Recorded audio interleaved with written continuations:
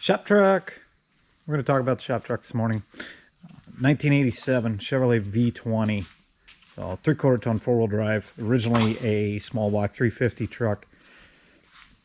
Currently powered by a 2003 Duramax out of a 2500 Chevrolet.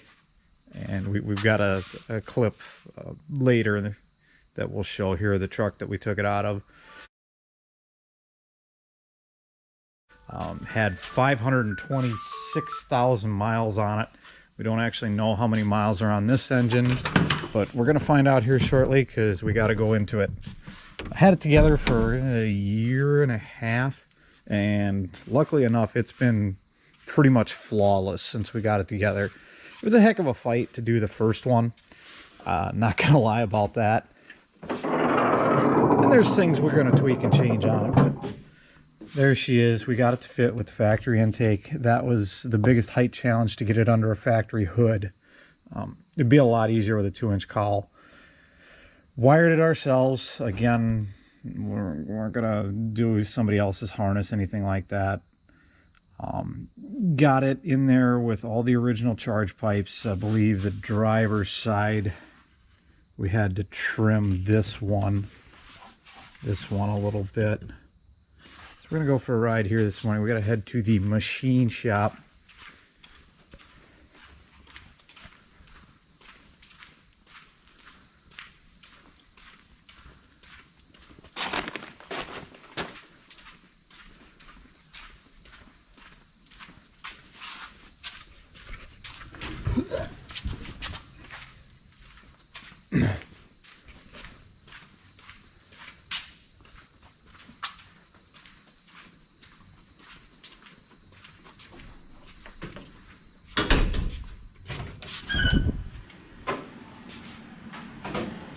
Went out and bought another set of heads. I didn't want the truck to be down.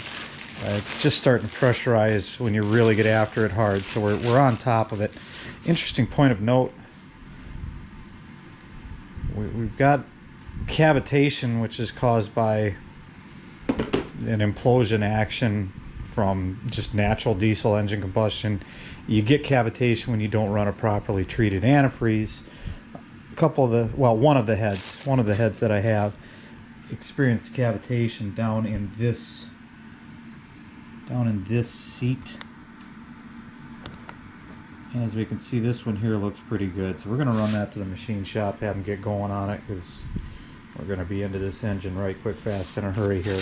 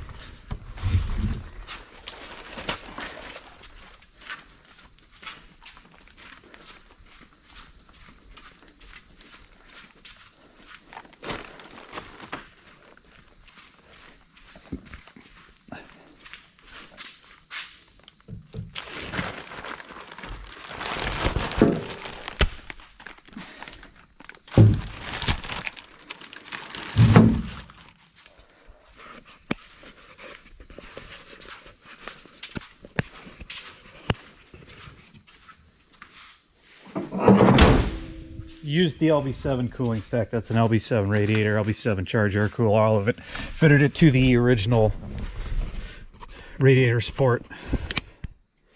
All the gauges, all the factory gauges are wired and work. Check engine light.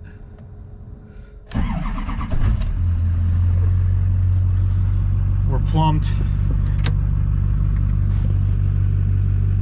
I don't know if you can see it without backlight. To an OBD2, got the CTS3 there, all up and functioning. It pulls all the OBD2 data.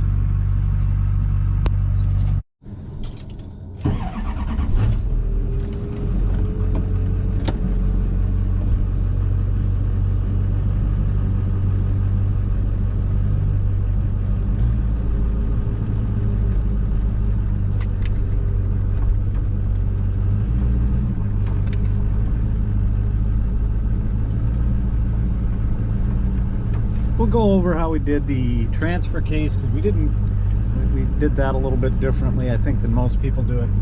Kept it a passenger side drop. It's got the original front and rear axles in it. I set out originally to re-gear it to a 373 gear, but as you may have noticed, I've got a very tall cylinder. It's an 85% aspect ratio tire on there, and with that taller tire and the factory 411 gears, it comes out about perfect. It's almost exactly stock gearing.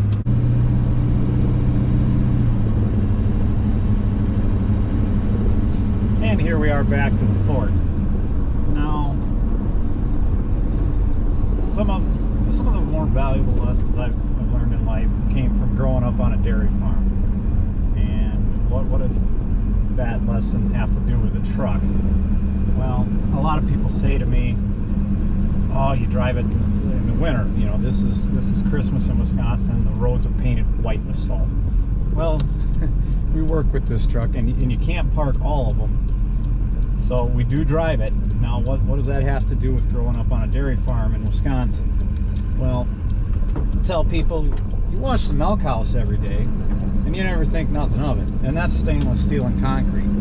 So we do wash the truck every day that it goes out, all winter long, religiously. Last thing you do at night, you don't go into the house till it's done. And I think that negates, most of that concern.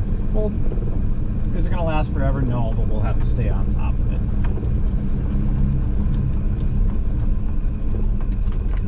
All that's left now is to wash.